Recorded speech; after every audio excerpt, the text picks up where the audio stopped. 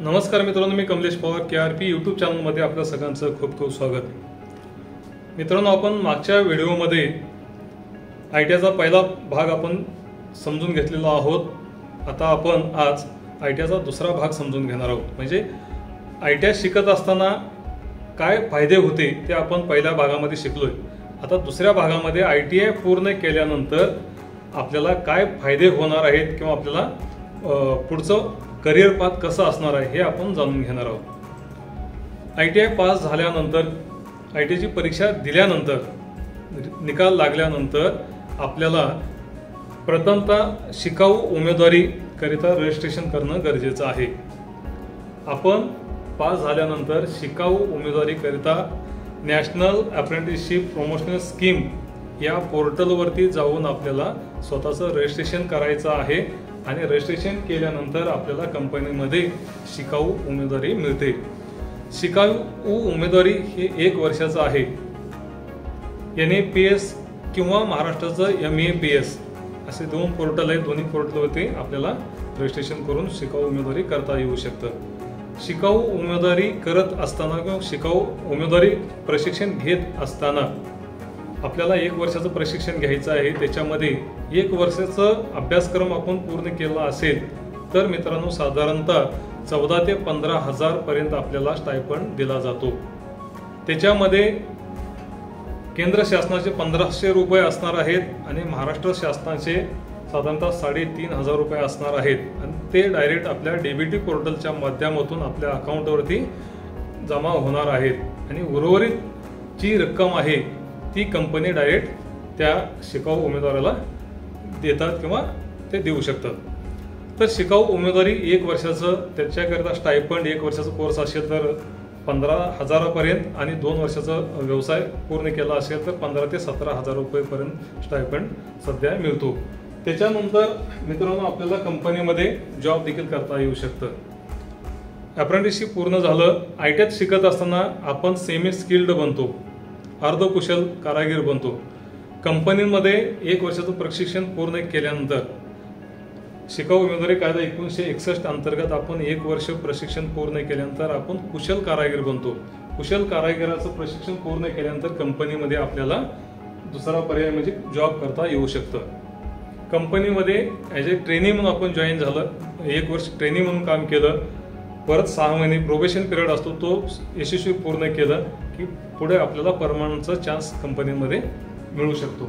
त्याच्यानंतर आपल्याला कंपनीत काम 1-2-3 वर्ष केल्यानंतर आपल्याला चांगला अनुभव मिळाल्यानंतर आपल्याला स्वयंरोजगार देखील करता येऊ शकतो. सेल्फ एम्प्लॉयमेंट देखील आपल्याला करण्याची संधी ITI केल्यानंतर आहे.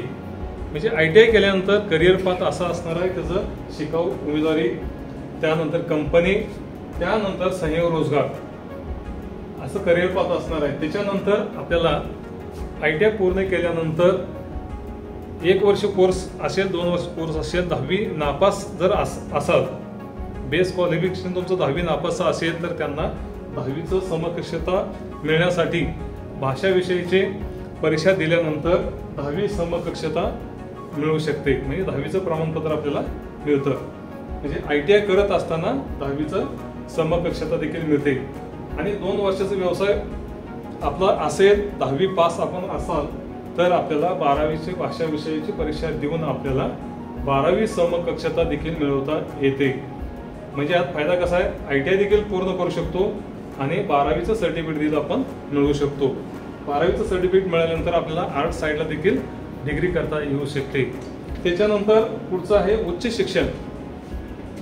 ITIच्या पुढचं करिअर पाथ कसं आहे, उच्च शिक्षण देखील आपल्याला घेता येऊ शकतं. आता उच्च शिक्षण म्हणजे ITI पूर्ण झाल्यानंतर डिप्लोमाच्या 2nd इयरला तुम्हाला प्रवेश घेता येऊ शकतं.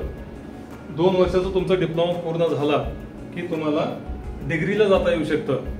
त्याला रिलेव्हंट असलेली जी डिग्री आहे त्या डिग्रीच्या 2ऱ्या वर्षाला प्रवेश मिळतो.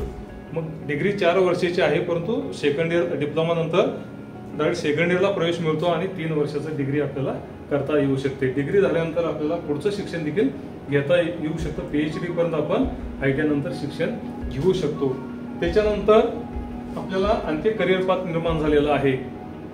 जर्मनी, जपानमध्ये देखील नोकरीची मोठ्या प्रमाणात संधी आहे. ऑस्ट्रेलियामध्ये मोठ्या प्रमाणात नोकरीची संधी आहे.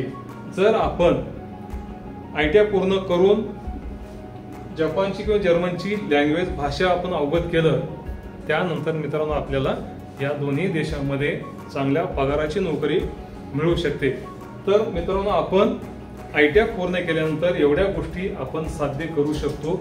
इतक्या आपल्याला करिअर पाथ आहेत, त्या करिअर पाथच्या माध्यमातून आपल्याला आपलं करिअर घडवता येऊ शकतं। म्हणून ITI करणाऱ्याला कधीही कमी समजायचं नाही आणि ITI करणारा स्वतःला कधी कमी समजायचं नाही। ITI करून तुम्ही पार PhD पर्यंत तुमचं शिक्षण घेऊ शकता, तुम्ही उच्च शिक्षित होऊ शकता। आणि ज्यांना ITI करूनच नोकरी मिळवायची आहे ते इथपर्यंत थांबवू शकतात, कंपनीमध्ये ते जाऊ शकतात।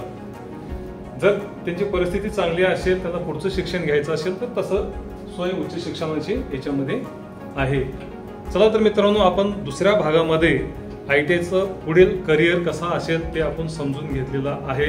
हा व्हिडिओ देखील नक्की तुम्हाला आवडला तर लाईक करा, इतरांना शेअर करा आणि सबस्क्राईब केला नसाल चॅनलला तर सबस्क्राईब करा। धन्यवाद, थँक्यू।